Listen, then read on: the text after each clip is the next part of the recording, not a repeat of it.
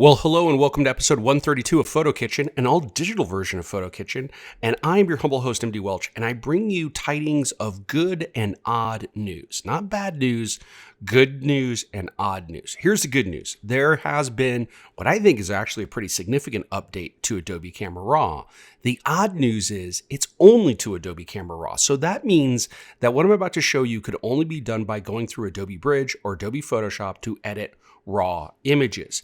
There is no update to Lightroom or Lightroom Classic at the time of this recording. Now, this might have the shelf life of mayonnaise on a picnic table on a 95-degree day in the summertime.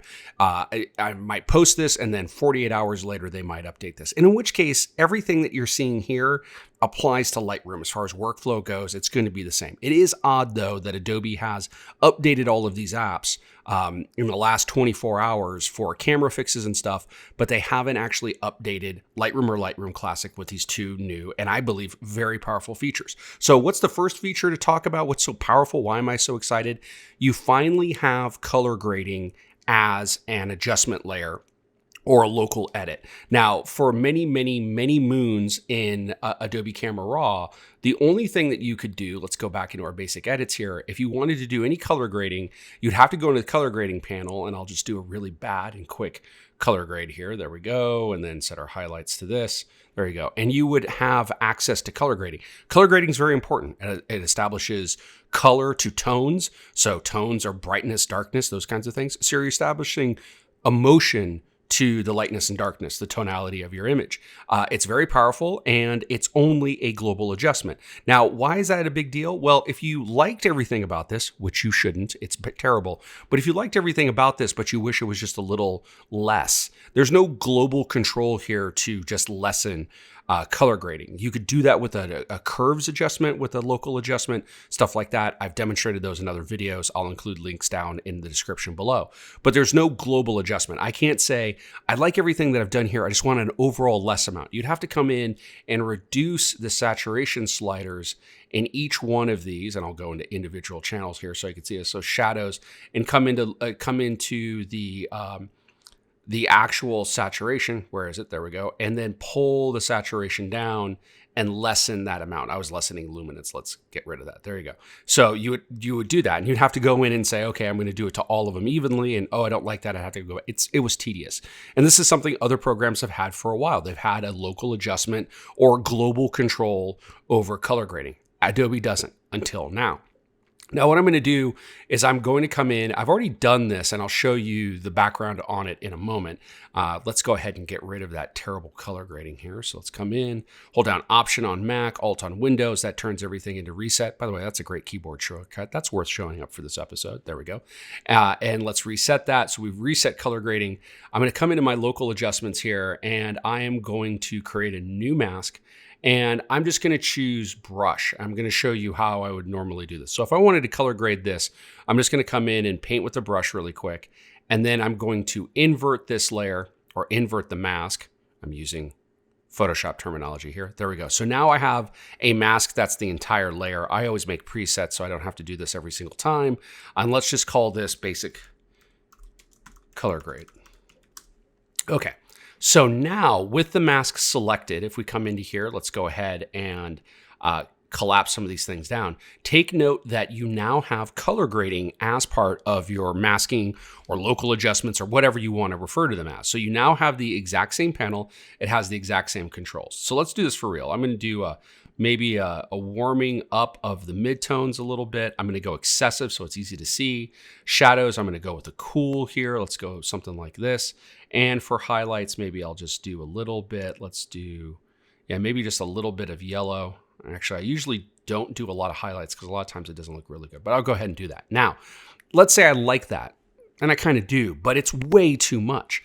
The benefit of this is that I now have the ability to come into this actual grade here. Let's collapse this down and come into the basic color grade controls.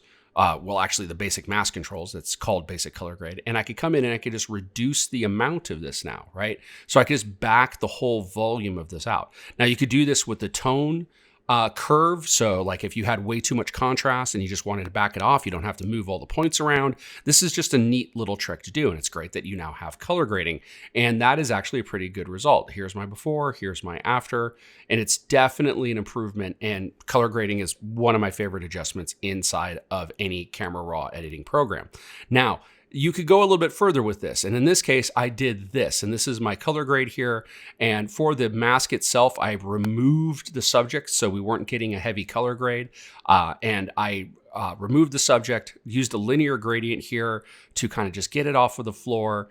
And the brush was just the initial grade there. And I removed the subject and I combined the linear gradient, and the actual mask itself has color grading done. And I've just kind of cooled things off in the shadows and the highlights and warmed things up in the midtones.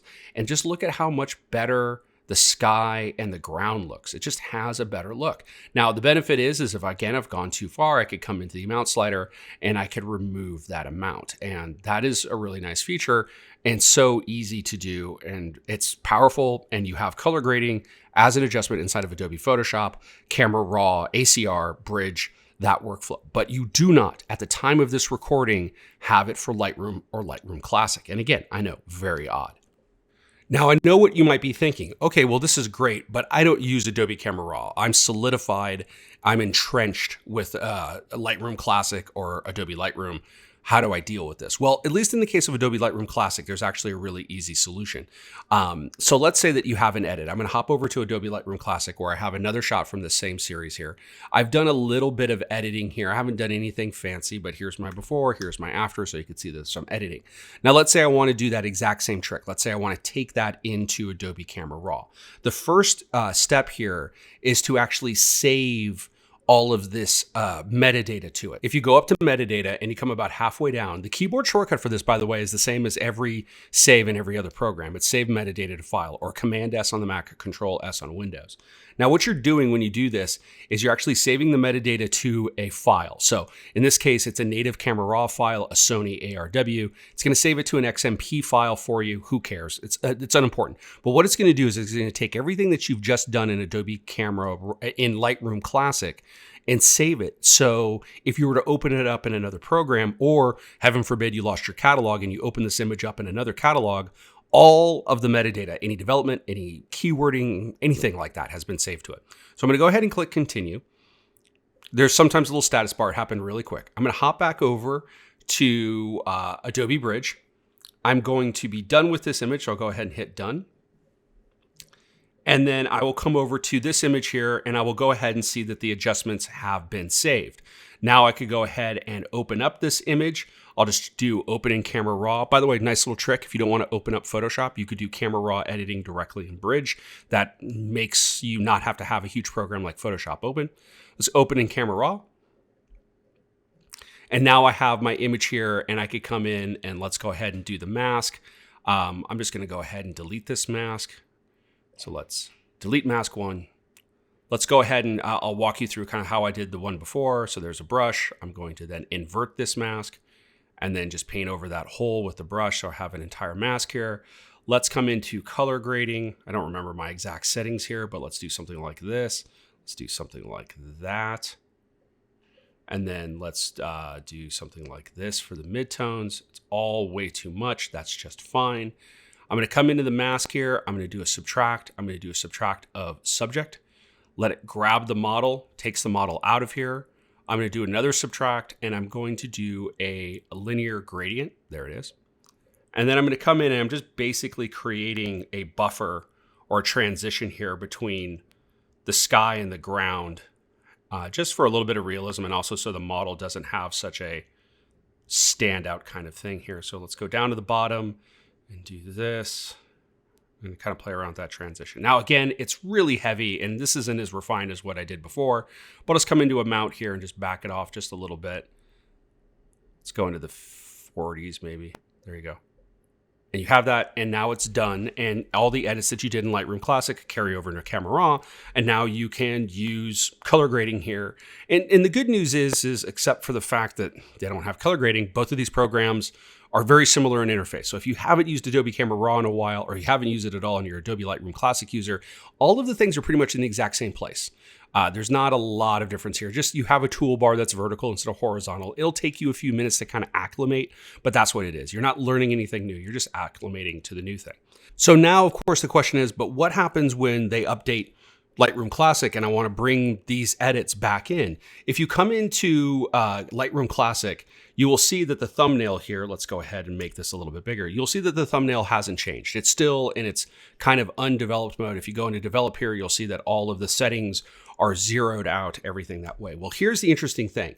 If you do an edit in another Adobe Camera RAW program, those changes are usually noted in a sidecar file because there's not a catalog program. And that is noted with this little exclamation point right up here in the upper right-hand corner. When you click on this, it'll ask you what you want to do because there's been editing happening to this image outside of this program. And what do you want to do with that? And if you do overwrite settings, all that it's going to do is take everything that's in Lightroom Classic, keep those changes, in which case there are none here. And then it's going to just keep those settings and you won't see any of the changes that you made in an outside program. But in this case, you want to import from the outside program and it should make a change here. And indeed it does. We'll come back into the development module here. It's probably going to not have all of the information available simply because the masking for the mask will be here, but the adjustment for color grading will not be here. So, but once it's there, once it's available to you, this is how you could go ahead and bring it back in. Okay, that was a very long trip for color grading. Let's follow this up with the other significant update that Adobe made, and that is to the edge control of selections or masking. All right, so next thing to point out, and this is going to benefit a lot of people, I think a lot of landscape photographers, and I'm trying to find the most landscapey thing that I have available to me. And it's this fly fishing shot here. And I've, again, made some very basic adjustments really quick here. But of course, in those adjustments, I have blown out the sky. The sky is way, way, way overexposed now to lift the shadows and the exposure on the subject. Simple fix, right? Come into the mask icon, use select sky as your option, or use the landscape feature to select the sky. You'll get the sky selected here, and let's just bring the exposure down quite a bit so it's easy to see on the screen. Let's also just add some color into here. Let's do some saturation. There we go. Now, it might be hard to see. So let's go ahead and zoom in here and take a look at this. If you notice the separation between the sky and in the case of the trees, but also the subject as well doing their fishing, you'll see that there's a little bit of a halo here. And this happens a lot, especially with sky adjustments. Now, the problem is there's never been a lot that you could do about it because the refinement of the mask was limited. Now with radial gradient or linear gradient has a built-in, radial gradient has a feather control. You had some controls to feather those transitions. There's never really been a transition for some of these other types of selections until now. With the mask selected at the very top, you'll see that we've done a sky selection. So it has sky up here, but there are two new controls. There's feather and there is edge. Now, edge actually controls the edge of the mask, and you could actually have it extend out or contract and then expand in.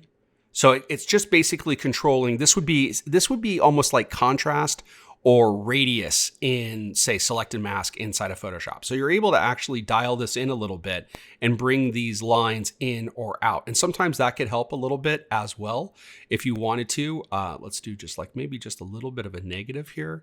That's not too bad. That's actually a little bit better than it was before. If we come back here, it would kind of reduce the strength, especially the trees in the far background there. That's not too bad. The other control is feather, which is just going to blur the edges of the mask. And of course, if we crank it up here, you can see how that looks. Now, it might be a little bit easier to see. Let's double click on these sliders to zero them out. So let's go ahead and take a look at the mask. I'm going to come into show overlay here. I'm going to click on the three dots and I'm going to say, let's go through here. We're looking for image on white. We're actually looking for white on black. There we go. So now you're able to see the mask here, and you could see where some of the selection didn't make it, but you could kind of see the transition here on the trees. So if we come into feather and we feather this, you'll see how it just essentially it's blurring the mask.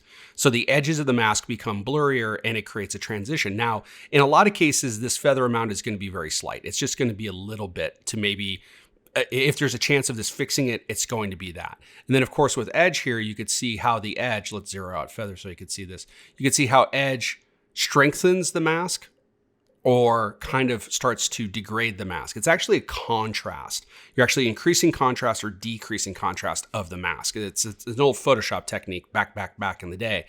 But nevertheless, you have these two simple controls here. And let's go ahead and go back to color overlay here and turn off my overlay. So now you could come in and you could feather your mask a little bit, and maybe do a little bit of edge control. And this image is tough. And of course, I've done a fairly hard adjustment, but something like that, it's a little bit better. And of course, I'll reduce this. Of course, because this is a mask, I could also just come into the overall amount and back it off a little bit. There we go. Here's my before, here's my after, a little bit of an improvement there. The edge is a little bit better, but you now have this control of feather and edge. And again, depending on the type of work that you're going to do, especially with selections, I would say sky with hair, with tree limbs, that kind of stuff, between subjects and nature. I think this is going to be something that you're going to use a lot. And again, at the moment, you're going to use it a lot in Adobe Camera RAW. When it comes out for Lightroom Classic, I'll, of course, let you know and do an update there as well. It could be in a day or two. It is odd that it's not been updated. Must be something going on at the Adobe headquarters. But nevertheless, Adobe Camera RAW users, rejoice. You have a significant leg up on all of us Lightroom and Lightroom Classic users. Well, I hope you like these features. If you do, please hit the like button. Please subscribe to the channel. And of course, please share this with anybody currently using the Adobe workflow, because I'm sure they're going to want to know about this. And until next time, I'm MD Welch, wishing you all the best. Take care.